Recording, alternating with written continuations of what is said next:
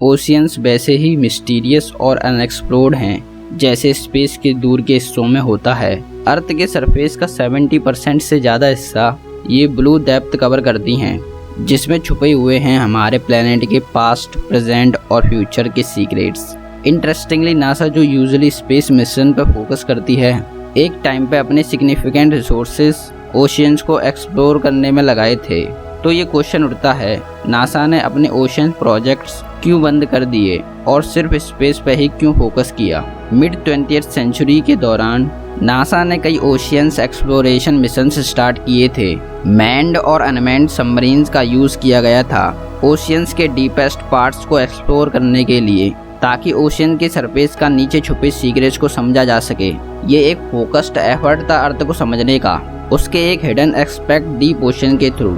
लेकिन ये फोकस अचानक और ड्रामेटिकली चेंज हो गया। मिशंस रुक गए, फंडिंग बंद हो गई और नासा का ध्यान सिर्फ स्पेस की तरफ शिफ्ट हो गया। इस सडन चेंज के चलते कई लोग स्पेकुलेट करते हैं कि ऐसा क्या हुआ। एक कॉमन थ्योरी कहती है कि हो सकता है नासा ने अपने ओशियन एक्सप्लोरेशंस के दौरान कुछ ऐसा डिस्कवर किया हो जो उसके प्रायोरिटीज को बदलने के लिए मजबूर कर दिया। गैसेस हैं कि या तो नासा ने कोई नई लाइफ फॉर्म डिस्कवर की या कोई एंशिएंट अंडर वाटर सिविलाइजेशन के रिमेन्स जो हमारी एग्जिस्टिंग हिस्ट्री को चैलेंज करते हैं। अगर ये सच होता तो ये डिस्कवरीज हमारे वर्ल्ड और ह्यूमैनिटी के पोजीशंस के बारे में सोचने का नजरिया बदल सकती थी। ऐसे भी क्लेम्स हैं कि नासा का सामना हुआ ऐसे अंडर वाटर ऑडिटीज से जो करंट साइंटिफिक व्यूज को चैलेंज करते हैं। शायद कुछ अजीब ग्रोइंग क्रिएचर्स जो एक्सट्रीम प्रेशर और टोटल डार्कनेस में सर्वाइव करते हैं। इतने एलियन जिनके सामने साइंस फिक्शन के क्रिएचर्स भी नॉर्मल लगे। ऐसे डिस्कवरीज के इम्प्लीकेशन शायद इतने इंटेंस थे कि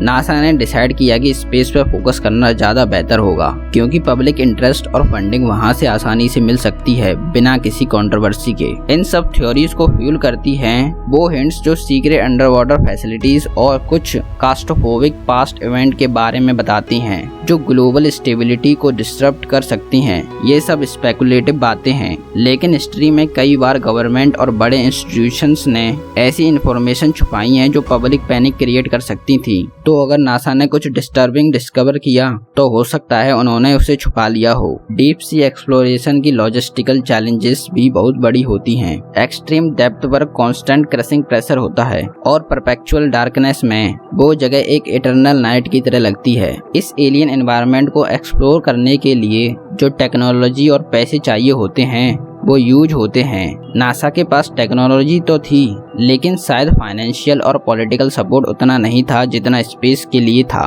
कोल्ड वॉर के दौरान और उसके बाद जो स्पेस रेस चली उसमें स्पेस एक्सप्लोरेशन एक स्ट्रेटेजिक मूव था, ताकि सोवियत यूनियन के अगेंस्ट एक न्यू फ्रंटियर में सुपेरियरिटी दिखाई जा सके। स्पेस एक्सप्लोरेशन ने सिर्फ साइंटिफिक बेनिफिट्स नहीं बल्कि मिलिट्री और स्ट्रेटेजिक एडवांस भी दिए। इसलिए स्पेस प्रोजेक्ट्स पर फंड्स डाइवर्ट करना ज्यादा लॉजिकल लगा, क्योंकि उसमें ज्यादा इंटरनेशनल प्रेस्टीज और लीडरशिप मिल रही थी कंपेयर टू ओशियन एक्सप्लोरेशन के लिमिटेड रिवॉर्ड्स। नासा के ओशियन एक्सप्लोरेशन एफर्ट्स का एंड शायद कई रीजंस की वजह से हुआ। बजट कंस्ट्रेंट्स, बदलते गवर्नमेंट प्रायोरिटीज, टेक्नोलॉजिकल डिफिकल्टीज और हो सकता है कुछ अनएक्सपेक्टेड डिस्कवरीज भी। शायद फ्यूचर जनरेशंस फिर से ओशन डेप्थ्स की तरफ लौटेगी बेटर टेक्नोलॉजी और रिन्यूड डिटर्मिनेशन के साथ, ताकि वो अननोन को एक्सप्लोर कर सकें, क्योंकि नॉलेज की तलाश ही तो इंसानी नेचर का एक इम्पोर्टेंट हिस्सा है।